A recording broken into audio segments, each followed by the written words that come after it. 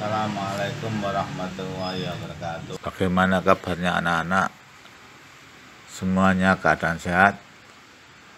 Bapak doakan semoga semuanya sehat selalu dalam lindungan Allah Subhanahu wa Ta'ala. Dalam pagi hari ini video pembelajarannya tentang teks cerita fantasi. Jadi kamu siapkan teks cerita fantasi. Pertama, pengertian teks cerita fantasi adalah suatu konsep cerita fiksi yang dimana di dalamnya diceritanya mengandung suatu unsur imajinatif dari sang penulis.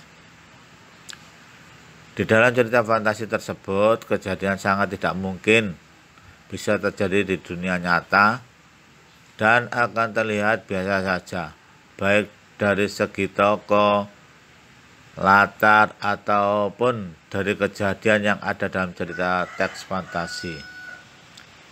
Teks fantasi merupakan murni karangan dari sang penulis. Hal tersebut tidak akan ada di dalam dunia nyata. Dan walaupun mirip ceritanya sudah dirubah atau dimodifikasi. Mengapa dinamakan teks fantasi? Karena ini khayal.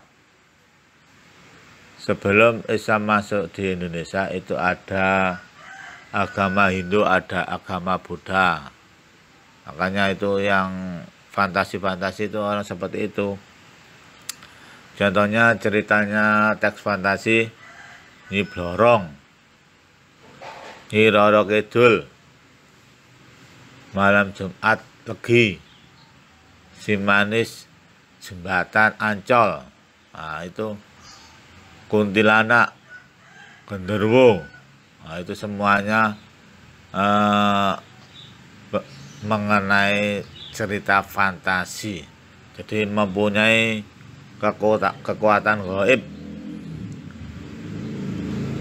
Teks cerita fantasi yaitu bertujuan untuk sang pembaca seolah-olah ikut masuk ke dalam dunia imajinatif dari sang penulis, sehingga dari sang pembaca juga ikut mengembangkan imajinasi sendiri. Kalau kamu membaca novel Harry Potter, nah di situ nanti kamu akan masuk ke dalam cerita Harry Potter. Orang bisa terbang, terus mengenai gaib-gaib itu. Nah, dia mempunyai pisau yang mengeluarkan kekuatan gaib. Kemudian bajunya, topinya, dan lain sebagainya. Cerita fantasi memiliki unsur yang mirip dengan cerita teks narasi yang terdiri dari orientasi, konflik, revolusi, dan juga ending. Tetapi ending ini jarang dipakai. Yang sering dipakai itu orientasi, konflik, resolusi. Tetapi pada teks cerita fantasi tidak harus mencakup ketiganya tersebut. Jadi mungkin dua boleh. Nah, ini.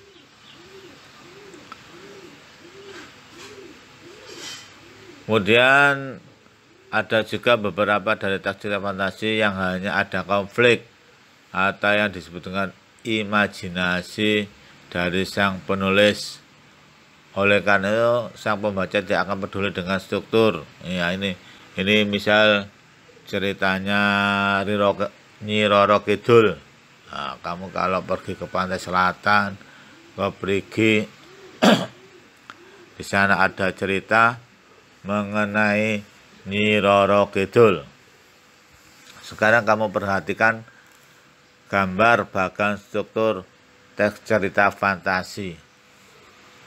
Yang pertama, orientasi, komplikasi, resolusi, dan koda. Nomor 1, orientasi adalah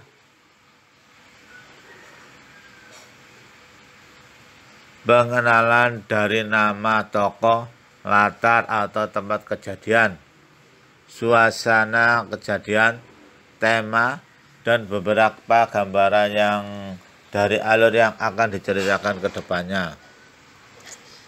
Contohnya tokohnya Harry Potter. Harry Potter itu ya, Harry Potter.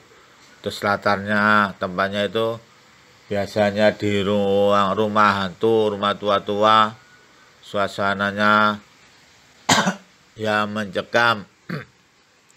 Temanya misal balas dendam, pembunuhan balas dendam diceritakan di situ. Pada bagian tersebut biasanya akan menceritakan watak atau sifat dari sang tokoh. Jadi Harry Potter itu sifatnya, wataknya gimana, yang bisa menggambarkan apa yang akan terjadi pada selanjutnya. Seringnya pada bagian orientasi akan ada yang mengandung hoax. Ya, ini ada yang bohong, yang bisa membuat penjajah menjadi penasaran. Kalau kamu membaca Nyi Blorong, di situ juga ada. Jadi Nyi Blorong itu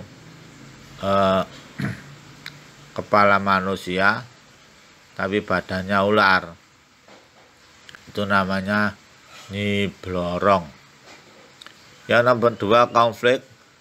Struktur dari konflik pada teks cerita fantasi yaitu dimulai permasalahan yang akan menjadi inti dari cerita fantasi. Konflik di sini dimaksudkan berkeinginan untuk membaca sampai akhir cerita. Jadi pertengkarannya itu, konflik itu. Karakter tokoh ini mempunyai karakter jahat, karakter tidak jahat. Nah, itu konfliknya itu gimana.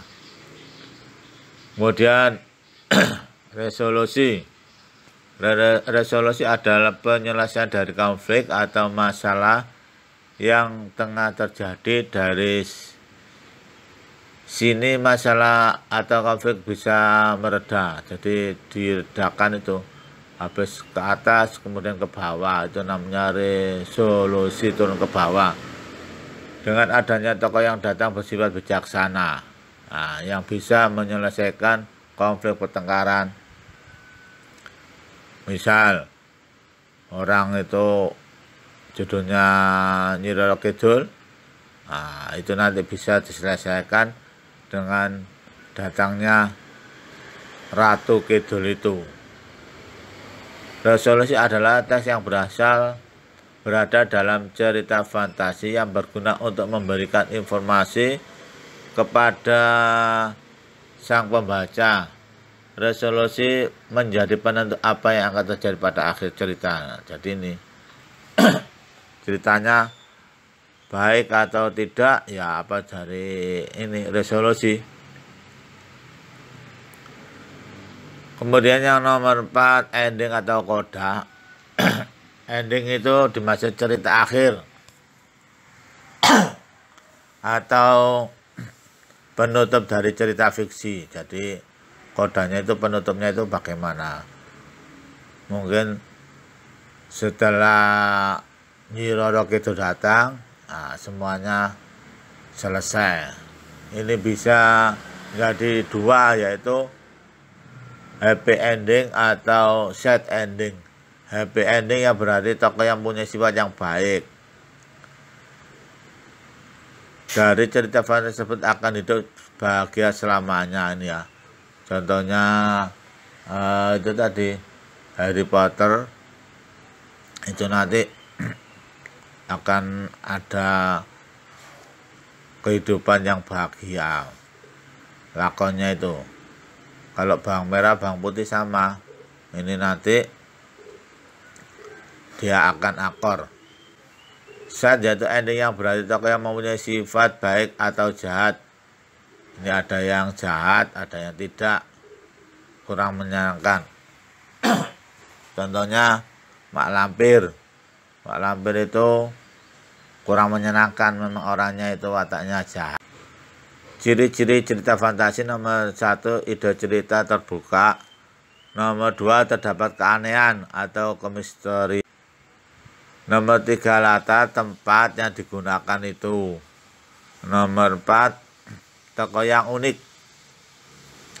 Nomor 5, fiksi atau khayalan. Nah, kemudian yang di bawah ini ada bacaan sepasang saudara pengajar itu ya. Ini nanti kamu baca, kemudian ada pertanyaannya, kamu sebutkan. Jawablah pertanyaan berikut berdasarkan teks di atas. Jadi teks di atas tadi ada bacaan, kemudian di sini ada pertanyaan. Nomor 1, apakah teks cerita di atas termasuk teks narasi? Ya, kamu jelaskan. Kalau tidak, ya tidak. Kalau iya, ya. Nomor 2, sebutkan ciri-ciri teks cerita fantasi serta bukti yang mendukung. Nomor 3, analisislah struktur teks tersebut. Nanti dikerjakan, di kertas sobekan minggu depan. Semoga pertemuan hari ini Allah memberi kesehatan. Amin amin ya rabbal amin. Assalamualaikum warahmatullahi wabarakatuh.